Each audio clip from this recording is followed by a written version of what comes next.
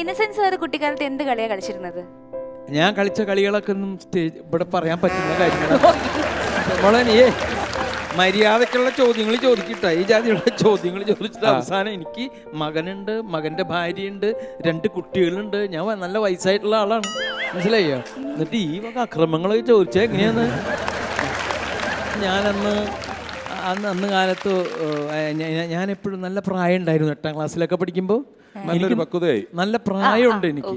അപ്പം ഞാനിങ്ങനെ ഈ ടീച്ചേഴ്സ്, ലേഡി ടീച്ചേഴ്സ് ഞങ്ങളുടെ വരാന്തയിൽ കൂടെയാണ് ടോയ്ലറ്റിലേക്ക് പോവുക.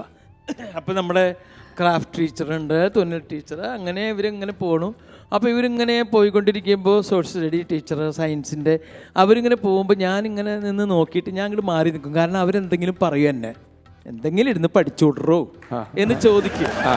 അതുകൊണ്ട് ഞാൻ ഇങ്ങനെ അവരവിടുന്ന് ഇങ്ങനെ വരണം കണ്ടപ്പോൾ ഒരു വർത്തമാനം പറഞ്ഞ 5-6 പേരുണ്ട്. വർത്തമാനം പറഞ്ഞ് അവിടുന്ന് ഇങ്ങനെ വരണം കണ്ടപ്പോൾ ഇവിടുന്ന് പുതിയതായിട്ട് വന്നൊരു മാഷുണ്ട്. അയാൾ ഇത്തിരി കുഴപ്പമാണ്. എനിക്ക് നല്ല പ്രായമുണ്ട് കേട്ടോ. കുഴപ്പക്കാരെ കണ്ടാലറിയാം അവരുടെ രോഗം എനിക്കുണ്ട്. അങ്ങനെ ഈ മാഷ് ഇവരുടെ ഈ ഗ്രൂപ്പിൻ്റെ അടുത്തെത്തിയപ്പോൾ അപ്പം ഞാൻ എന്താ വെച്ചാൽ ഇവിടെ ചാരി നിൽക്കുക. ആ ചുമരിലല്ല, ക്ലാസ്സിൻ്റെ ചുമരിൽ. എന്തിനാ വെച്ചാൽ അയാൾ എന്തെങ്കിലും പറയുകയാണെങ്കിൽ അത് കേൾക്കാലോ എന്ന് വെച്ചിട്ട് ഞാൻ ഇങ്ങനെ എൻ്റെ മുഖം കാണാതിരിക്കാൻ വേണ്ടി ഞാൻ ഇങ്ങനെ ചാരി ജനലിൻ്റെ പുറത്ത് ഇങ്ങനെ നിന്ന് കഴിഞ്ഞപ്പോൾ ഇയാൾ അടുത്ത് വന്നിട്ട് പറഞ്ഞു, എന്താ സരസ്വതി ടീച്ചർക്കൊരു ക്ഷീണം, ഈ കൂട്ടത്തിലെ ഒരു ടീച്ചറെ. അപ്പോൾ അതിൽ വേറൊരു ടീച്ചർ പറഞ്ഞു, അറിഞ്ഞില്ലേ സരസ്വതി ടീച്ചറുടെ ഹസ്ബൻഡ് മിനിഞ്ഞാന്നല്ലേ വന്നേ ദുബായിന്ന്, മനസ്സിലായില്ലേ? എനിക്ക് നല്ല ഇഷ്ടമായി. കാരണം ആ ചോദ്യവും നന്നായി, ഉത്തരവും നന്നായി, എനിക്കൊരു സുഖം കിട്ടി, മനസ്സിലായില്ലേ? ഞാനപ്പോൾ ചുമരിൻ്റെ അവിടേക്ക് ഇങ്ങനെ ചാരി ഇങ്ങനെ നിന്നു. ഈശ്വര ദൈവമേ, നീ എനിക്ക് ഇടയ്ക്കിടയ്ക്ക് സുഖം തരുന്നുണ്ട് കേട്ടോ. ടീച്ചറുടെ മുഖം, ടീച്ചറൊന്ന് നാണിച്ചുകൊണ്ട് പോയി. അത് ഞാൻ ക്ലാസ് ലീഡറാണ്. അത് കഴിഞ്ഞ് അപ്പം തന്നെ എൻ്റെ കയ്യിൽ എന്നോട്, ഞാൻ പോയിട്ട് വേണേൽ ചോക്ക് എടുക്കാനൊക്കെ ഓഫീസ് റൂമിലേക്ക് ചോക്ക് എടുത്തിട്ട് ഞാൻ ചോക്ക് എടുക്കാൻ വേണ്ടിയിട്ട് ഓഫീസ് റൂമിലേക്ക് ഇങ്ങനെ പോണ വഴിക്ക് നമ്മുടെ ഈ ടീച്ചർ സരസ്വതി ടീച്ചർ വേറൊരു ക്ലാസ്സിലേക്ക് പുസ്തകവും ഇതായിട്ട് ഇങ്ങനെ പോവുക. അവർക്ക് ഞാൻ അവരുടെ ഒപ്പം ഓടിയെത്തിയിട്ട് ഞാൻ പറഞ്ഞു, വലിയ ക്ഷീണമൊന്നും ഇല്ല കേട്ടോ. ആ വഴിക്ക് ആ ടീച്ചർ അവിടെ ചെക്ക അവിടെ നിന്ന് പറഞ്ഞു. അങ്ങനെ എത്രയോ സുഖങ്ങൾ അനുഭവിച്ച് വന്ന ആളാണ് ഞാൻ എന്നറിയോ? അത് മനസ്സിലാക്കുക. എനിക്ക് പിന്നെ ഒരു സുഖവും വേണ്ട, ഒന്നും വേണ്ട. സുഖം വേണമെങ്കിൽ നിങ്ങൾക്ക് തരാം. ഇപ്പം നിങ്ങൾക്കൊരു സുഖം കിട്ടിയില്ലേ?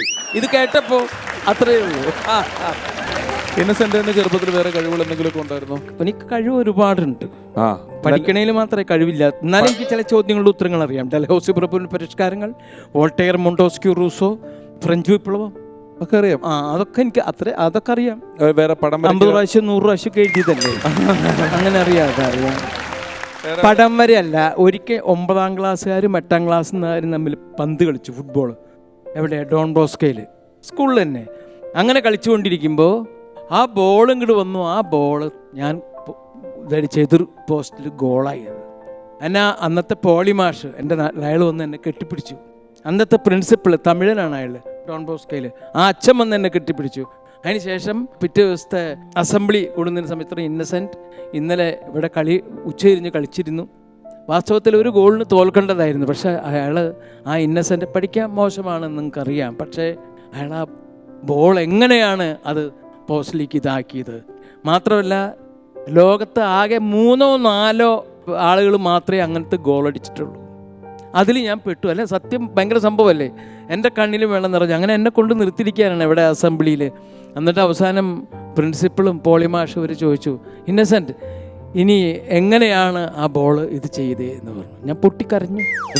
എന്തിനെന്ന് പറഞ്ഞാൽ ഞാൻ ആ ബോൾ എൻ്റെ നെഞ്ച് ഇവിടെ കൊള്ളുന്നു എത്തിയാൽ ഞാൻ ചാടിയതാണ്. അതുകൊണ്ട് ഞാൻ ഗോളടിച്ചതൊന്നല്ല, ആ ബോളാണ് അവിടെ പോയി ഗോളായത്. ഇപ്പം ഇയാളെ കണ്ടില്ലേ, ചെകുവരേനെ വരച്ചത് വല്യപ്പൻ്റെ അടുത്തേക്കല്ലേ പോയത്.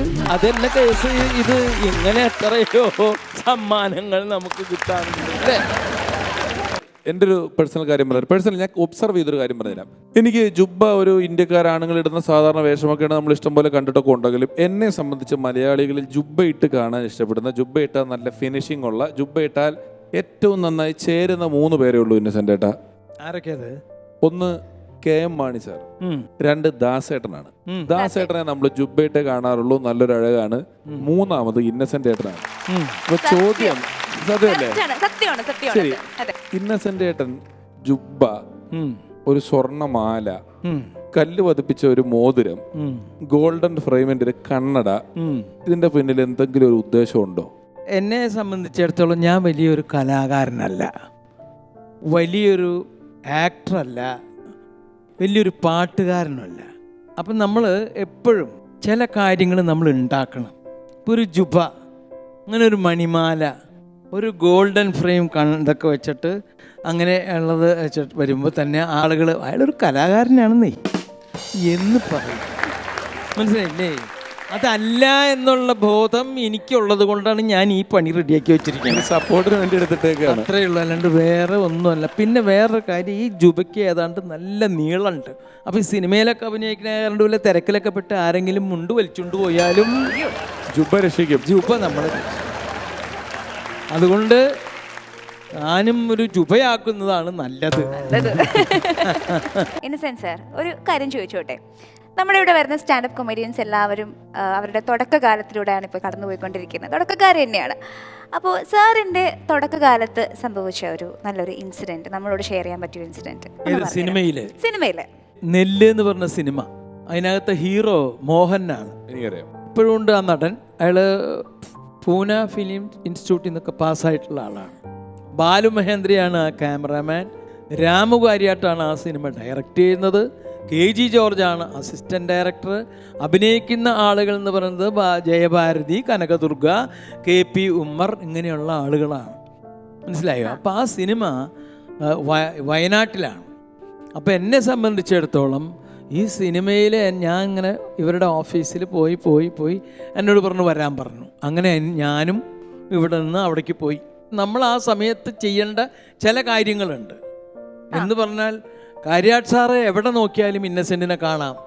അദ്ദേഹത്തിന് വെള്ളം കുടിക്കണമെന്ന് ദാഹിക്കുന്നുണ്ടെങ്കിൽ അതിനേക്കാളും മുമ്പ് ഞാനതറിയും. അപ്പം ഞാൻ ഒരു ഗ്ലാസ് വെള്ളം കൊണ്ടുവരുന്നു. അപ്പോൾ കാര്യാട്ട് സാർ എന്നെ ഒന്ന് നോക്കും. ഇതൊക്കെ സിനിമയിൽ എനിക്ക് നല്ല ഏതെങ്കിലും റോള് കിട്ടാനോ അദ്ദേഹത്തിൻ്റെ ഒരു ഇഷ്ടം സമ്പാദിക്കാൻ വേണ്ടി ഞാൻ ചെയ്യുന്ന കാര്യങ്ങളാണ്. അപ്പോൾ ഒരു ദിവസം രാത്രി ഷൂട്ടിംഗ് എല്ലാം കഴിഞ്ഞതിന് ശേഷം അന്ന് രാത്രി ഒരു പാർട്ടി ഉണ്ടായിരുന്നു. അപ്പോൾ ആ പാർട്ടിയിൽ രാമു കാര്യാട്ട് ആ സാറുണ്ട്, KP ഉമ്മർ, ഇവരെല്ലാം പ്രേമനസീർ അഭിനയിക്കുന്നുണ്ട് ഈ സിനിമയ്ക്കകത്ത്. അപ്പോൾ എല്ലാവരും ഉണ്ട്. അപ്പം അങ്ങനെ ഇരിക്കുമ്പോൾ ഒരു ഏതാണ്ട് ഒരു 9:30 രാത്രി 10 മണി ആ സമയത്ത് എന്നൊക്കെ പറയുമ്പോൾ ഒരു ചെറിയ ഒരു സുഖം ഉണ്ടാവുന്ന സമയമാണല്ലോ. അപ്പോൾ ആ സമയത്ത് സന്തോഷമായി ഇല്ലേ, കയ്യടിക്കുക, മോനെ കളി വേണ്ടാട്ടോ. അങ്ങനെ ആ ചെറിയൊരു സുഖത്തിൻ്റെ ആ ലഹരിയുടെ ഉള്ളിൽ, ലഹരി എന്ന് ഞാൻ പറഞ്ഞു പോയില്ലേ, കുഴപ്പമില്ല. മോഹൻ എവിടെയെന്ന് ചോദിച്ചു ഈ ഹീറോ. അപ്പോൾ പറഞ്ഞു മോഹൻ വന്നില്ല എന്ന് പറഞ്ഞു. അത് കാര്യാട്ട് സാറിന് അത്ര ഇഷ്ടമായില്ല. അപ്പം ഞാൻ കാര്യാട്ട് സാറിൻ്റെ അടുത്തുണ്ട്. അപ്പം അദ്ദേഹം പറഞ്ഞു, അതെ എന്താ അയാൾക്ക് കുഴപ്പം, അയാൾ എന്തുകൊണ്ട് വന്നില്ല, ഇവിടെ ഇന്നിങ്ങനെ ഒരു പാർട്ടി നടക്കുന്നത് അയാൾക്ക് അറിയില്ലേ.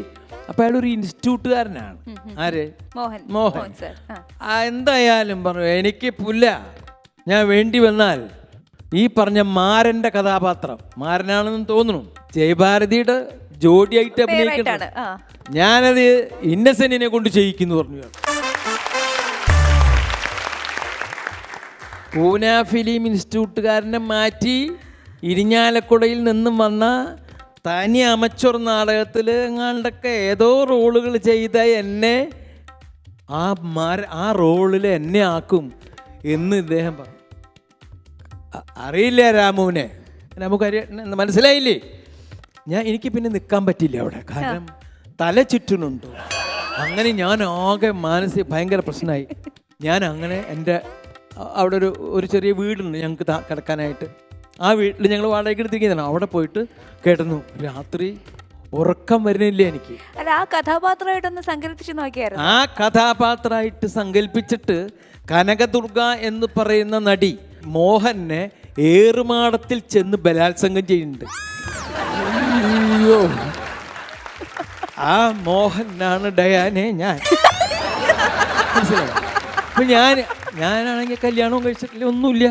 മനസ്സിലായില്ലേ? ചോദിക്കാനൊന്നും ആരുമില്ല, വീട്ടിൽ അമ്മയപ്പനൊക്കെ അല്ലേ ഉള്ളു. അപ്പം ഞാനിങ്ങനെ മനസ്സിൽ ഓർത്തു, ദൈവമേ അവര് വരും, എന്നെ ബലാത്സംഗം ചെയ്യും, ലവ് ആണെങ്കിൽ ചെയ്യും ഭാരതിയായിട്ട്. മറ്റേ കാട് കുളിരണു, മനസ്സിലായില്ലേ? മനസ്സിലായി.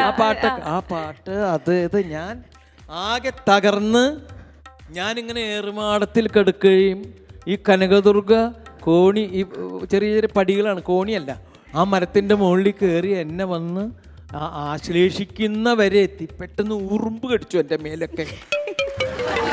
നേരം വെളുത്തു, അന്ന് ഉറക്കം മുഴുവനും പോയി. അങ്ങനെ നേരം വെളുത്ത് ഞാൻ കാലത്ത് ചെന്നൊരു 8-8:30 ഷൂട്ടിങ്ങിൻ്റെ അവിടെ ചെന്നു. അപ്പോൾ എനിക്കറിയാലോ, അദ്ദേഹം പറഞ്ഞതാണ് മല്ലൻ എന്ന് പറഞ്ഞ കഥാപാത്രത്തിനെ മാറ്റി ഇന്നസെന്റിനെ കൊണ്ട് ഞാൻ ആ റോൾ ചെയ്യിപ്പിക്കുന്നു പറഞ്ഞാൽ.